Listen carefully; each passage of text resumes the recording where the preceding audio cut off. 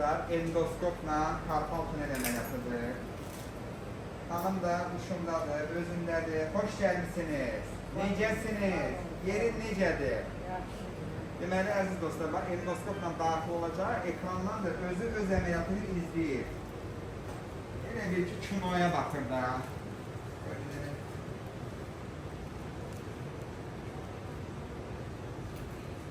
Ekranı göstər, Silvia xanım. Baxın, bu sənin bağındır, görürsənmi? Bizim bunu azad edirik.